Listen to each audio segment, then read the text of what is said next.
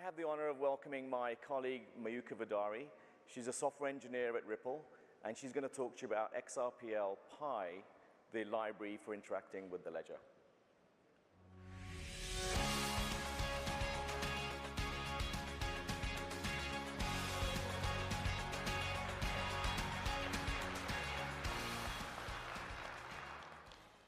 Just to get a baseline, let's see a show of hands here and comments in the chat if you're virtual. How many of you have heard of xrpl-py prior to Apex? OK, we got a few hands here. And how many of you have actually used xrpl-py? Got some folks, nice. So xrpl-py is the main supported Python library to interact with the XRP ledger. We chose to write it in Python because it's one of the main programming languages that people use, used by machine learning engineers, data scientists, and developers who just want to write a quick script. And this library was first launched in March 2021. The library closely mirrors rippled in all its interfaces, which means that you can use both library-specific documentation as well as all other documentation, including other rippled documentation.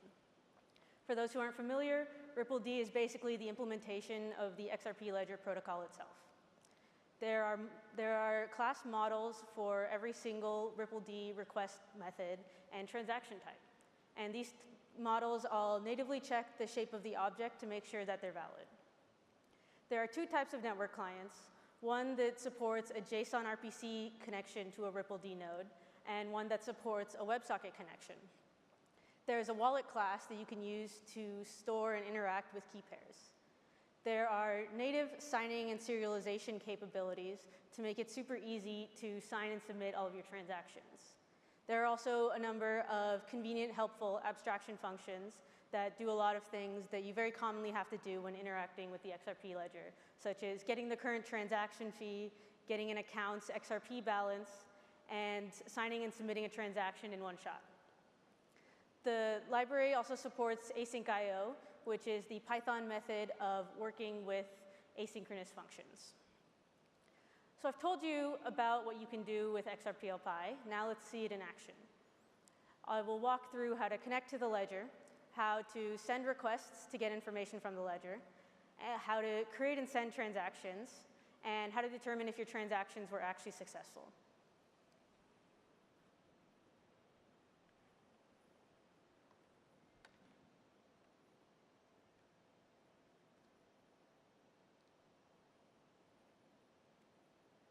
OK, so first we're going to actually install this library, which you can do via pip. And I've already got this installed. Now we can actually create our network client so that we can interact with the ledger. And for the purposes of this demo, I'm going to be using the async IO support.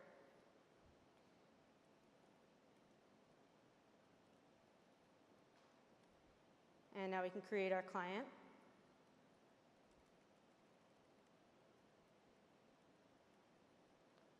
And we can connect it to the testnet, which is basically a copy of the XRP ledger that doesn't involve real money for the purposes of testing all of your apps. And I don't have this memorized. It's written on a little sticky note here. I'm not that good at memorizing things. And now we can just send a ping request to make sure that this is actually connected to the testnet, or that it can have a connection. And we can just do a client.request and send a ping transaction or a ping request. And you can see that the request was indeed a success. There's nothing in this particular result because it's a ping request. It's just making sure that the connection is indeed valid. So now to basically do anything on the XRP ledger, you need an account. So we can get an account by using a faucet. And the faucets are really great for just getting some fake XRP on the testnet that you can play with without needing to deal with real XRP. And you can get that using, there's a function called generate faucet wallet. And we can just create our wallet using this function.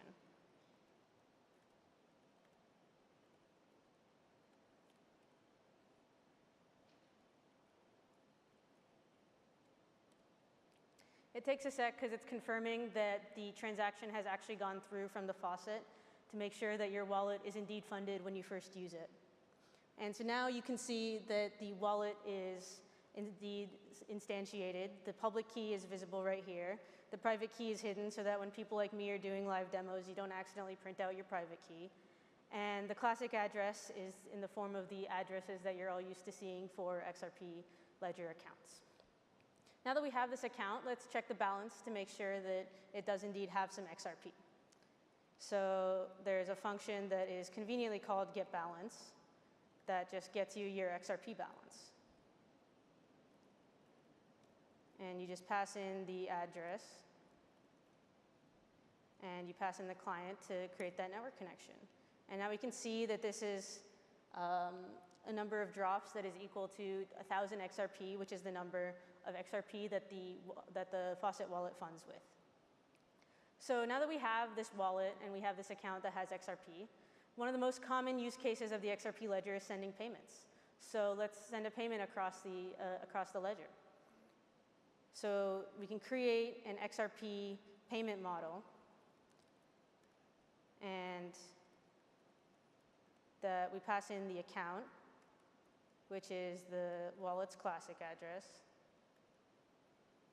The amount, we can just do something like 30 XRP. Got to import that function real quick.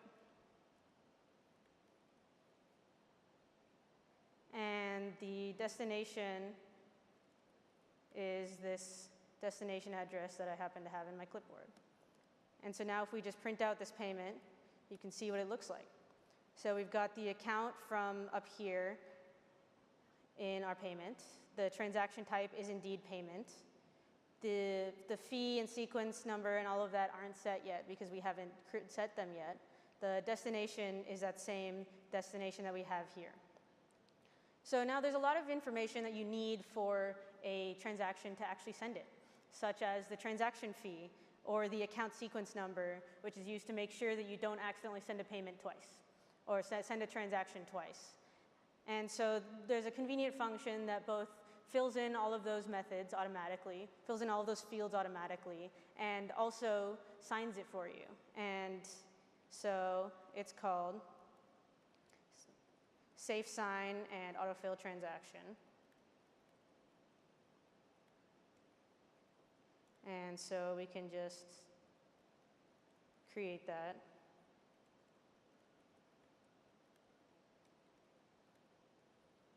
Just pass in the payment, the wallet, so you can sign it, and the client, so you can get a network connection to actually autofill all of those fields. And then if we just print that out, and now all of these fields are actually filled in. The fee is 10 drops. The sequence number has been filled in. The key that's actually being used to sign this is in the payment, and it has a transaction signature. So now we can actually submit this function. So one of the things about the XRP ledger is that a transaction isn't actually confirmed until it's been validated. And so we have a helpful sugar function that checks for when a payment or a transaction has actually been fully validated and doesn't return until then. So we can just use that function here. And that's just called send reliable submission. And we can pass in our signed payment and the client, and then we can print out our response. This will take a sec because it's waiting for the transaction to actually be validated. And so the response was indeed successful. And you can see this giant JSON blob here, which I'll print a little better in a sec.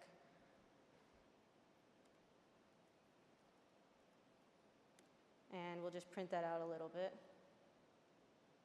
so it's a little easier to read. So you've got the account, you've got the amount, you've got the destination, the fee, all those things that we filled in earlier, the date that this happened on.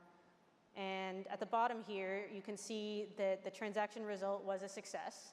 The delivered amount does match the amount that we expected to be delivered, and the transaction was actually validated. So now we can go back up to this block here where we check the balance. So now the balance should be down by our 30 XRP. And so if we rerun it, we can see that we've now subtracted 30 XRP and also 10 drops for the transaction fee. Let's make this a little bit easier to read. Convert drops back to XRP.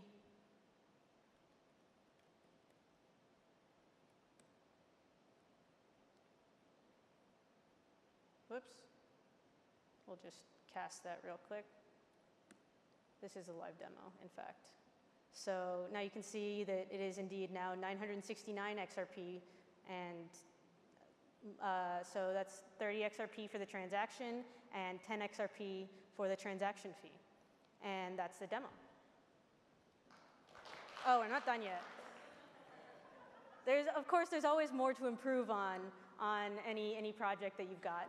So some of the new features that we're looking to add are NFT support, which you'll see some of my colleagues demo tomorrow in JavaScript, simplifying the multi-sign experience, and further unifying our 3 client libraries so that they're aligned a little bit better and so that it's super easy to put down one library and pick up another based on what your needs are. So check out the library on GitHub or on pip. And if you have any feedback, you can drop it in GitHub issues or talk to us here at Apex, either in person or via the app. We highly encourage you to use this library for all of your projects that are Python and working with the XRP ledger. Thank you.